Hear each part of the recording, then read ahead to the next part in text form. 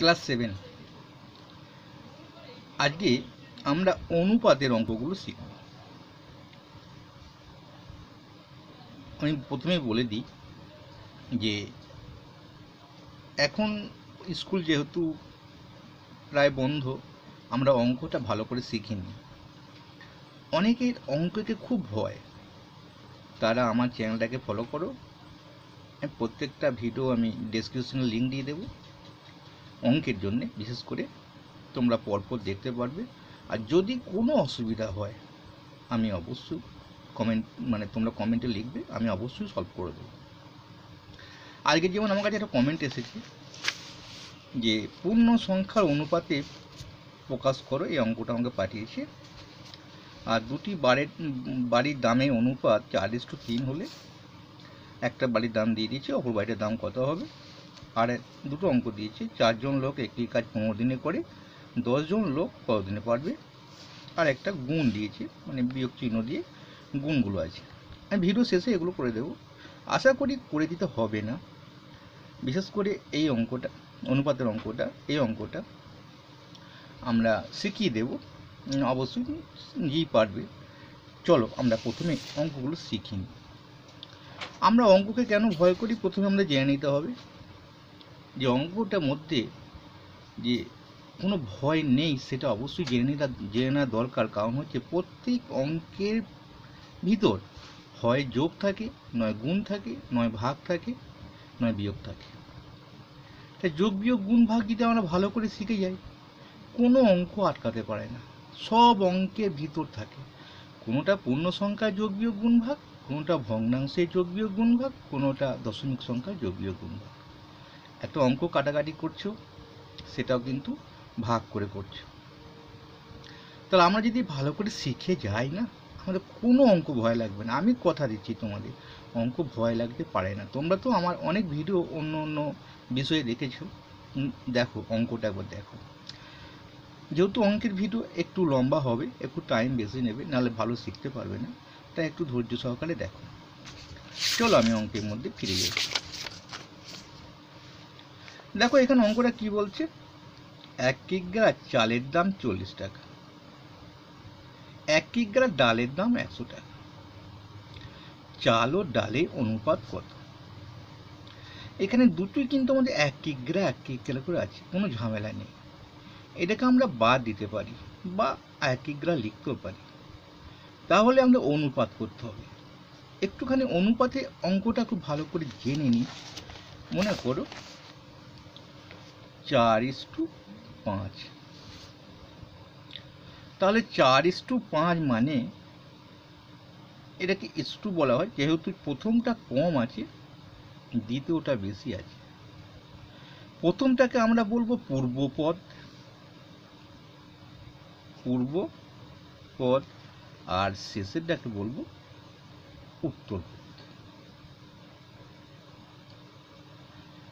তাহলে প্রথমটা যদি আবার ছোট এখানে, সেই জন্য হয়ে যাবে লঘু অনুপাত। এই অনুপাতটা হচ্ছে লঘু, প্রথমটা ছোট মানে কম, লঘু মানে কি গো, পাতলা, বুঝে নেব কম। তাহলে লঘু অনুপাত। যদি প্রথমটা বড় থাকতো, যদি 6:4 থাকতো, তাহলে বুঝে যেতাম এটা গুরু অনুপাত। তাহলে কম থাকলেই লঘু, অথবা পাতলা পাতলা, কম কম আছে, বুঝতে পারলাম। তাহলে পূর্বপদ চিনে গেলাম, উত্তরপদ চিনে গেলাম। এর পূর্বপদ কত বলো, 6, উত্তরপদ 4। এখন অনুপাতের অঙ্ক সবচেয়ে সোজা, তোমরা একটু মন দিয়ে দেখো। যেখানটা অসুবিধা হবে যে স্যার এই কমেন্ট লিখবে যে এই জায়গাটা বুঝতে পারলাম না, আমি অবশ্যই সলভ করে দেব। তাহলে অঙ্কটা ছিল 1-এর অঙ্ক। 1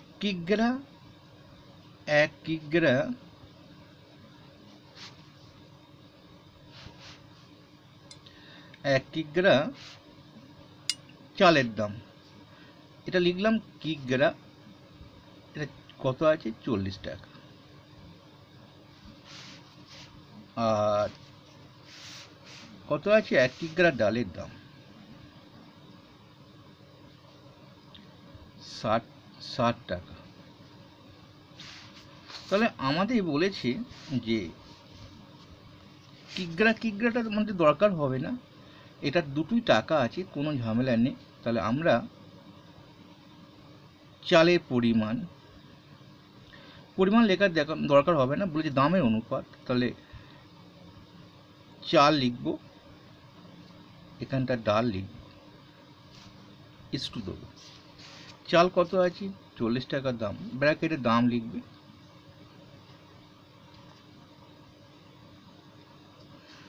তাহলে 40 টাকা চাল, 60 টাকা ডাল, তাই তো?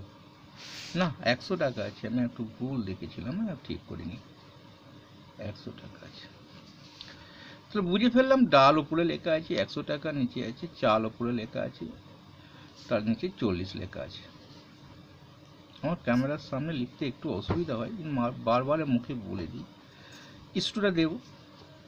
এখন ছোট করতে হবে, যখন শূন্য থাকবে একটা করে শূন্য বাদ দিয়ে দেবে, অর্থাৎ 10 দিয়ে ভাগ করে দিলাম মনে মনে সেটা। তাহলে এটা শূন্য বাদ দিলে 4 থাকলো, এটা 10 থাকলো। আবার দেখো 2 দিয়ে দুটোকেই ভাগ হবে, বলছি না প্রত্যেক অঙ্কের মধ্যে যোগ বিয়োগ গুণ ভাগ থাকে, এটা আমরা ভাগ করছি 2 দিয়ে 4, এটা 2 5 10। তো অনুপাতটা হলো 2:5। তাহলে তোমাদের এখানে লিখে নেবে চাল ও ডালের অনুপাত, দামের অনুপাত হলো 4:5। চলো আমরা 2 অঙ্কটা বুঝে নিই। কি বলেছে? একটা ত্রিভুজ আঁকা আছে। ত্রিভুজে কোণ জানো তো? আমি একটু কোণটা বুঝিয়ে দিই। মনে করো একটা ত্রিভুজ আঁকা আছে এ বি সি। এই কোণটার নাম জানো? এই কোণটার নাম হচ্ছে বি কোণ। কত বলে দেবে, কিন্তু না, ভালো করে বলতে হয়। এ বি সি বলতে পারো, বা সি বি এ। তাহলে এ বি সি মানে এটাকে বুঝলাম। এই কোণটাকে বলো বি এ সি কোণ। এরকম নিয়ে তো কোণটা হয়েছে, দেখো না এটার সঙ্গে মিল আছে এটা। তাহলে এইখান থেকে শুরু হবে, মিডিলে যাবে, তারপরে এগুলো শেষ হবে। তাহলে বি এ সি কোণ, এগুলো তো আমাদের জ্যামিতিতে লাগে। এই কোণটার নাম কি? বা সি এ বি কোণ, তুমি এখান থেকে শুরু করতে পারতে, এদিকে যেতে পারতো। সি এ বি কোণ নাম তো একই নাম। এই কোণটার নাম কি হবে? এ সি বি কোণ। ঠিক আছে, এখন আমাদের অনুপাত করতে হবে। এখানে যেহেতু মানে কোণ যদি আমরা না চিনি তাহলে কিন্তু অঙ্কটা করতে পারবো না। কার তলায় 50 বসাবো, কার তলায় 40 বসাবো, ভাবনা আসবে তো। তাহলে আমি শিখিয়ে দিলাম, তাহলে যদি না জানা থাকে তাহলে জেনে নেবে। ত্রিভুজ খুব সোজা, 3টে কোণ তো আমাদের, আর একটা ত্রিভুজ দিয়ে বুঝিয়ে দিই। এম এন পি ত্রিভুজ মনে করো। এই কোণটার নাম কি হয় বলো? এন পি এম, বটে তো? বা পি এম পি এন। এদিক থেকে এখানে শেষ, মিডিলটাকে মাঝখানে হবে সব সময়।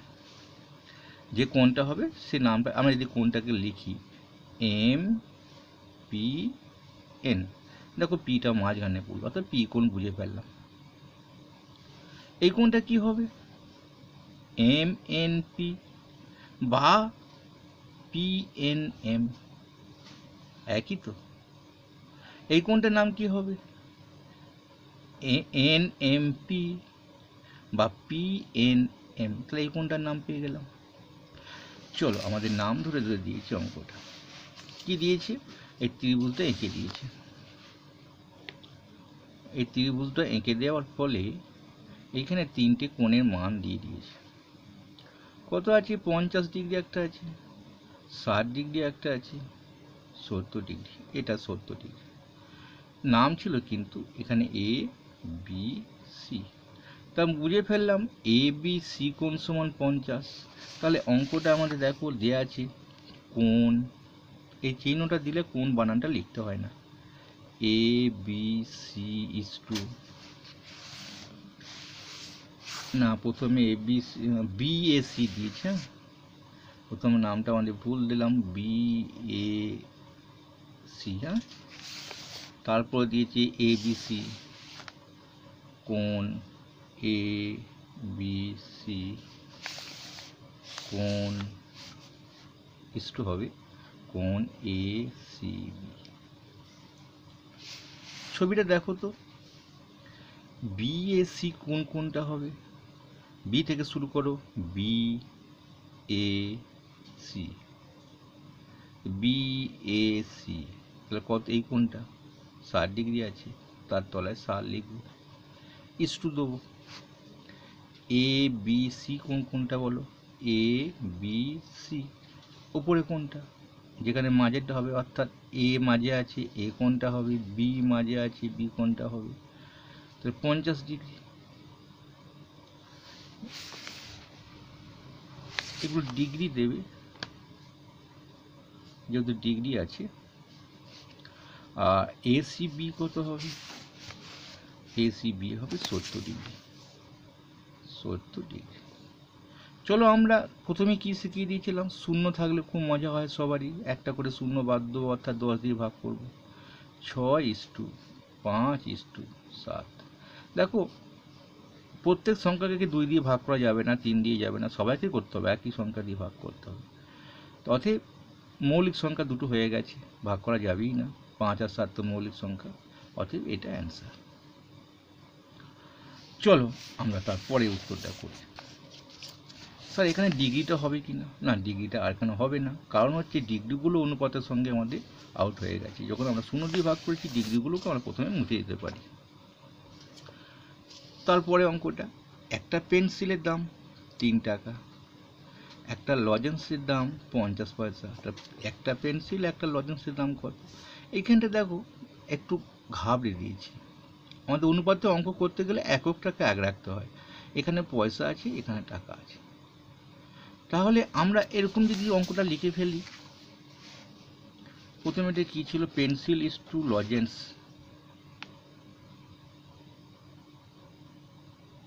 ইস টু লজেন্স কত ছিল? দুটোই তো একটা করে দাম আছে, কোনো ঝামেলা নেই। প্রথমে লিখব 3 টাকা সমান 300 পয়সা করে দেবো, পয়সা, আর 50 পয়সা আছে, ইস টু 50 পয়সা। ঠিক আছে, তাহলে এইবার আমরা পয়সা আউট হয়ে গিয়ে 300 ইস টু 50 করতে পারি। একটা করে শূন্য বাদ দিয়ে দিই, বলেছি না 10 দিয়ে ভাগ করা যায়। 30 ইস টু 5। আবার দেখো 5কে দুটো দিয়ে ভাগ করা যাবে, 5 6 30 ইস টু 1, 6 ইস টু 1। এটা কিন্তু এর অ্যান্সার, শিখে ফেললে। চলো তারপরে অঙ্কটা করি। একটা আধুলি তখন দেখা যায় না, আগে ছিল। আধুলি মানে 50 পয়সা, একটি 1 টাকার নোট অর্থাৎ 100 পয়সা, একটি 2 টাকার নোট। এই মুদ্রা মূল্যের অনুপাত লিখি। চলো আমরা দেখি।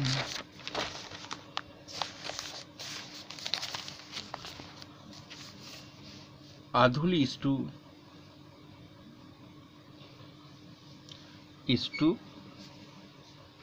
1 টাকা, 1 টাকা দেবে, টাকা কয়েকটা টাকা, 1 টাকা ইস টু 2 টাকা। আদুলে এবার এগুলো আমরা পয়সায় যাব সবই। আদুলে হচ্ছে 50 পয়সা, লিখে দিই। 1 টাকাটা আমি 1 টাকায় লিখলাম, 2 টাকাটা আমি 2 টাকা লিখলাম। এবার পয়সায় যাব, সব একক কোটা একই করতে হবে, টাকা পয়সার মধ্যে হয় না। 50 পয়সা ইস টু 1 টাকা সমান 100 পয়সা ইস টু 2 টাকা সমান 200 পয়সা। দেখো সব পয়সা হয়ে গেছে, এবার পয়সাগুলোকে আমরা বাদ দিয়ে দেব। 50 ইস টু 100 ইস টু 200, শূন্য পড়ে গেছে, একটা করে শূন্য বাদ দেবো। 5 ইস টু, এটা একটা শূন্য বাদ দিলে 10 হবে, ইস টু এটা একটা শূন্য বাদ দিলে 20 হবে। দেখো সব কটাকে 5 দিয়ে ভাগ করা যাবে, 5 1 5 ইস্টু 5 2 10 ইস্টু 5 4 20। এটা কিন্তু অ্যান্সার।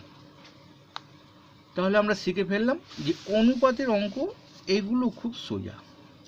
অনুপাতে 3 রকম অঙ্ক হয়। এটা তো একরকম গেল যে এটাকে লঘিষ্ঠ আকারে করলাম, এটা বড় ছিল, এগুলো ছোট আকারে করলাম। এবার দেখো আর একটা অন্যরকম অঙ্ক এসেছে। একবার মোট করতে হয় আর একবার বাই করে করতে হয়, খুব সুবিধা হয়। তাহলে আমরা জেনে নেব এইটা কিন্তু বাই করে করতে হবে। দেখো উমার বয়স 12 বছর 6 মাস। না, এটা বাই করে করার দরকার নেই, এটা আমরা একটা এককে এই আমাদের এই জায়গাটা মানিকবাবুর অঙ্কটা বাই করে করতে হবে। তো উমার বয়স 12 বছর 6 মাস, রাতুলের বয়স 12 বছর 4 মাস, নূরজাহানের বয়স 12 বছর হলে ওদের 3 জনের বয়সে অনুপাত কত? দেখো সবারই কি এক আছে? না, একই একক নেই লাস্টে। দেখো এই 12 বছর 6 মাস, এ 12 বছর 4 মাস, এ শুধু 12 বছর, অর্থাৎ সবাইকে আমরা মাসে নিয়ে যাই, তাহলে অঙ্কটা সুবিধা হবে। তাহলে আমরা উমা ইস্টু রাহুল আছে না, রাতুল আর নূরজাহান, রাতুল ইস্টু নূরজাহান, এখানে ব্র্যাকেটে বয়স দিয়ে দেবে, তাহলে বোঝা যাবে অঙ্কটা বয়স। দিলাম না, তোমরা লিখে নেবে, না লিখলেও ক্ষতি নেই। কত ছিল? 12 বছর 6 মাস, তোরা লিখব 12 বছর 6 মাস ইস্টু 12 বছর 4 মাস, 12 বছর 4 মাস। কোনো অসুবিধা হচ্ছে? তারপর নূরজাহানে শুধু 12 বছর, 12 বছর। এখন প্রত্যেককে আমরা মাসে নিয়ে যাব। 12 বছর মানে 6 মাস সমান কত হবে? আমরা দেখিনি, 1 বছর সমান 12 মাস, তো 12কে 12 দিয়ে গুণ করব, গুণ করে 6 যোগ করব, এবার পাশে করতে পারো, 12 12 144 হবে। 6 যোগ করলে যোগ করে নেব, কত হবে? 6 4 0 5 1, 150 মাস। তাহলে ঘটনাটা ঘটলো কি? 150 মাস। 12 বছর সমান 144 মাস আসছে। আবার দেখো 12 বছর সমান 144 মাস আসছে, আর 4 যোগ করব, তাহলে 148 হবে। 148 মাস ইস্টু 12 12 144 মাস। সব কটাকে মাসে পেয়ে গেছে, মাস লিখবে, মাস লিখবে, মাস কটাকে আউট করবে, মানে মাস দিয়ে ভাগ করে দিচ্ছে আর কি। 148 144। এবার আমাদের এটাকে লঘিষ্ঠ আকারে করতে হবে। লঘিষ্ঠ আকারে করতে গেলে শূন্য তো সবারই নেই, তাই আমাদের এখানে কিন্তু তো বলে দিই কেন 12 দিয়ে গুণ করলাম। 12 মাসে 1 বছর হয়, তো 12 বছর সমান কত মাস পেয়ে গেছি? আমরা 2 দিয়ে করি। 2 দিয়ে দেখো, 2 7 14, 2 5 10 ইস্টু 2 দিয়ে 2 7 14, 2 4 8, 2 দিয়ে 2 7 14, 2 দিয়ে 4। দেখো আমাদের কিন্তু এই অনুপাতটা বেরোলো 75:74:72।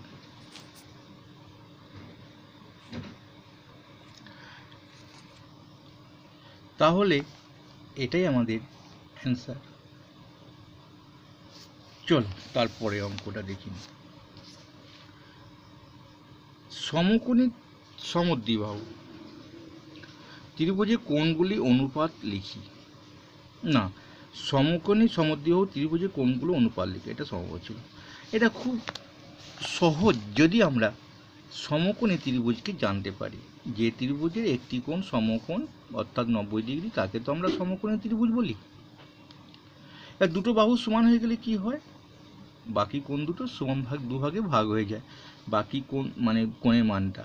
তাহলে একটা তো 90 নিয়ে নিয়েছি, 3টে কোণ নিয়ে তো 180 ডিগ্রি হয়।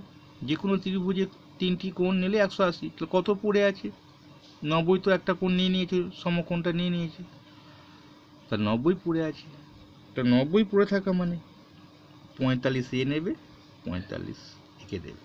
দুটো বাহু যখন সমান হবে, এটা যদি 4 সেমি হয় এটাও 4 সেমি হবে, এটা যদি 3 সেমি হয় এটাও 3 সেমি হবে, তখন কিন্তু দুটো কোণ সমান হয়ে যায়। তা সমকোণী সমদ্বিবাহু তুমি জানো কি না?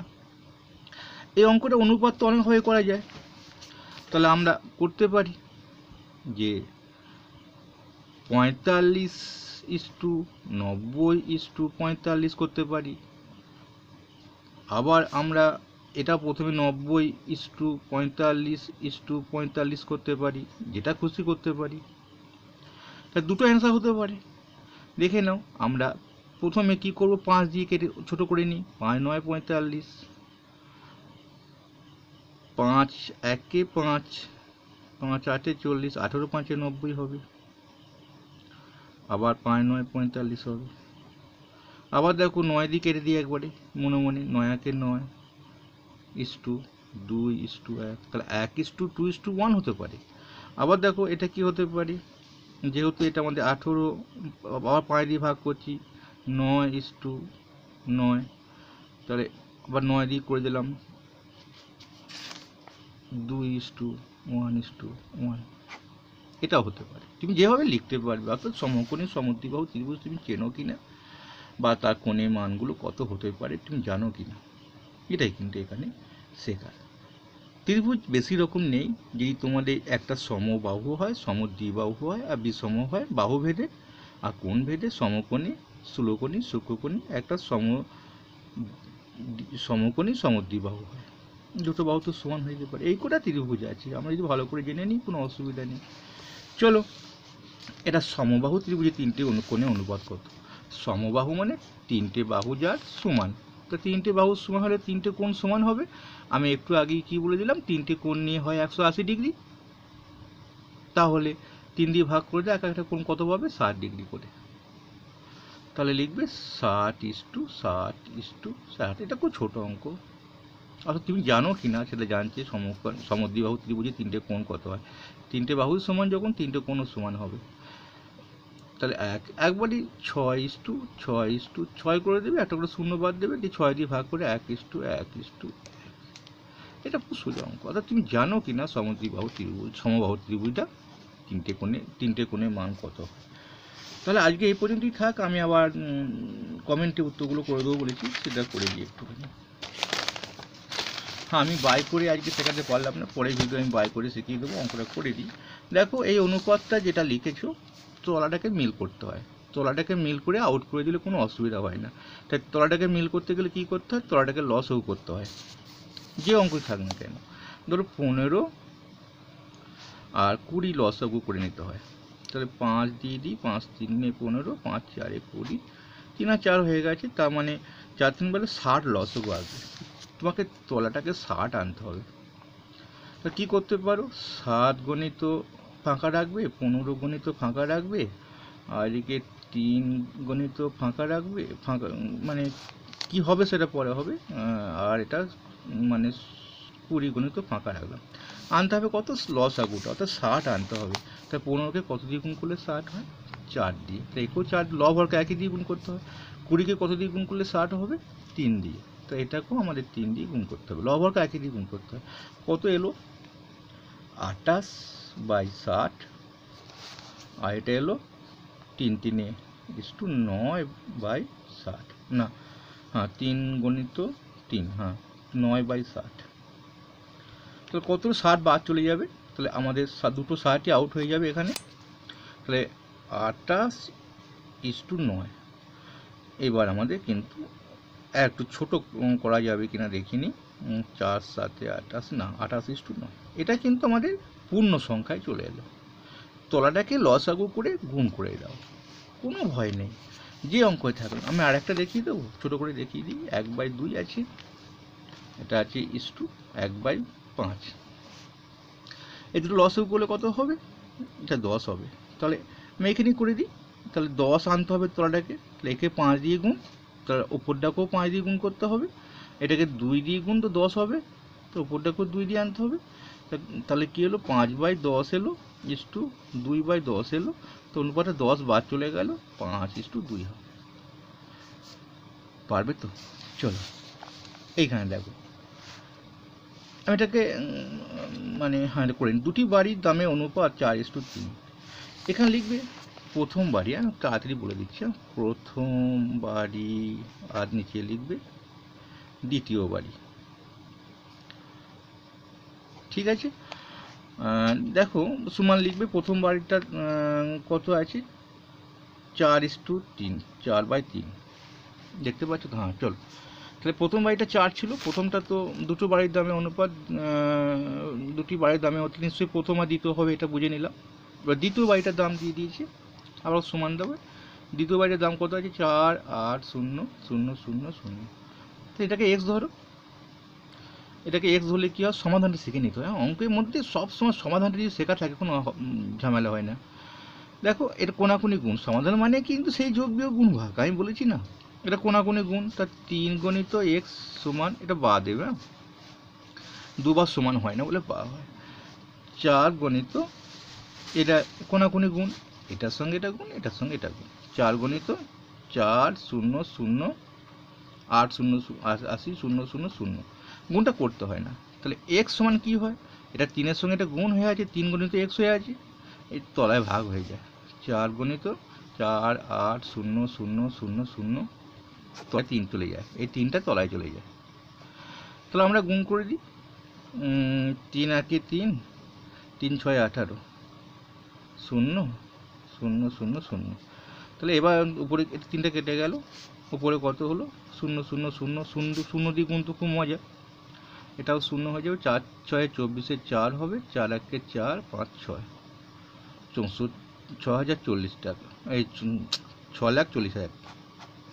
তো অপর বাড়ির দাম হবে 6,40,000। হ্যাঁ 4:3 হলে একটু আমাদের গুণে ভুল হতে পারে, দেখিনি একটু,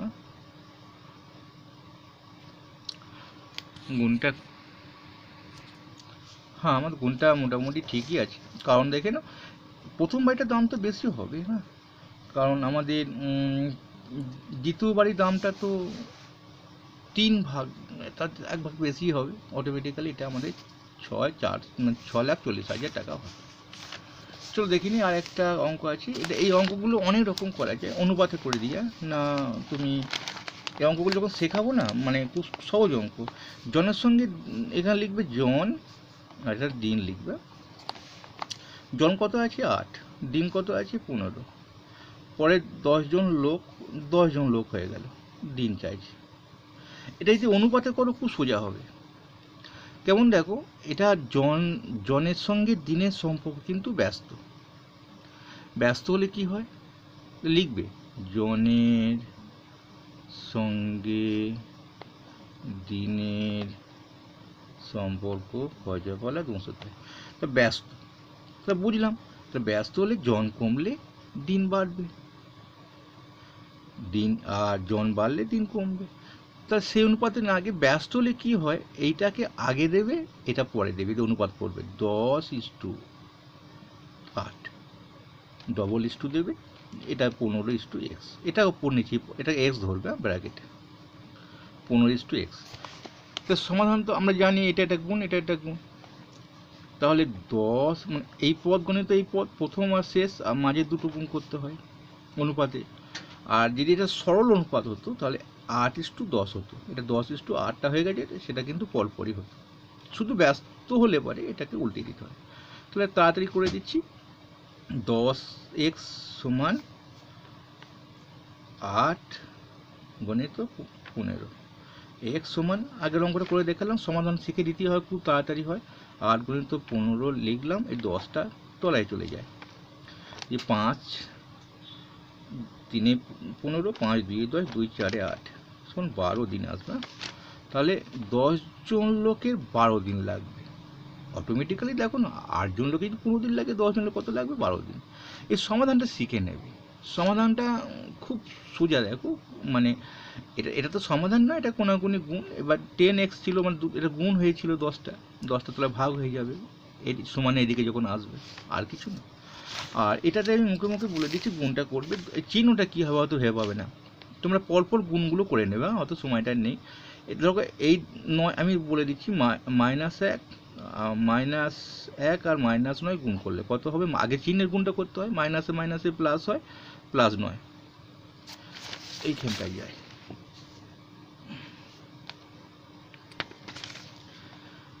কত আছে, -1 -9, তাহলে আগে চিহ্নের গুণটা করে দিই, কত হবে বলো, 9 × 9 হবে, আর প্লাস মাইনাসে মাইনাসে প্লাস হবে। বেশ স্যার বুঝতে পারলাম, পরেরটা কি হবে, ঠিক করে নিয়েছি, পরেরটা দেখে নাও কত আছে, তারপরে আছে যে -5, তাহলে দুটো গুণ হয়ে, এই দুটো তো গুণ হয়ে গেল আমার, এটা গুণ করব, তাহলে -5 দিয়ে গুণ করছি, 5 9 45, 4 10 5 45, প্লাসে মাইনাসে গুণ করলে কী হয় বলো, মাইনাস হয়, তাহলে হয়ে গেল। এবার -6 দিয়ে গুণ আছে, তাহলে 6 5 30 0, হাতের হলো 3, 6 4 24 আর 3 27, চিহ্নটা কী হবে, প্লাস, আবার -2 দিয়ে গুণ, তাহলে কী হবে, 0 7 2 14 4, হাতের হলো 1 2 2 4 1 5, প্লাসে মাইনাসে মাইনাস, তাহলে -5 4 0, এটা অ্যান্সার আসবে। গুণে যদি ভুল হয়ে থাকে আমি ঠিক করে নেবে তোমরা, আমি তো বলে দিচ্ছি কী করে অঙ্কগুলো হয়। দেখো দুটো মাইনাস গুণ করলাম প্লাস আসবে, আবার প্লাস মাইনাস গুণ করলাম মাইনাস আসবে, মাইনাস মাইনাসে গুণ করলাম প্লাস আসবে, তার মানে দুবার গুণ করলে তো প্লাস হতো, 3 বার পড়েছি মাইনাস, 4 বার হলে আবার প্লাস, 5 বার হলে কিন্তু মাইনাস। যখন মাইনাস মাইনাস গুণ করবে তখন তো প্রথমে প্লাস হবে, আবার মাইনাস যখন গুণ করবে তখন তো মাইনাস হবে, আবার যখন মাইনাস দিয়ে গুণ করবে প্লাস হবে, আবার যখন মাইনাস আসবে তখন কিন্তু প্লাস মাইনাসে মাইনাস হয়ে যাবে। এটাই তো আমাদের অঙ্কের শিক্ষা। যাক, আবার দেখা হবে পরবর্তী ভিডিও, অবশ্যই কমেন্ট করবে ভালো লাগলে, আর ডেসক্রিপশনাল লিঙ্কে ফলো রাখবে, আমি পরবর্তী ভিডিওগুলো লিঙ্ক অনুসারে দিয়ে দেবো।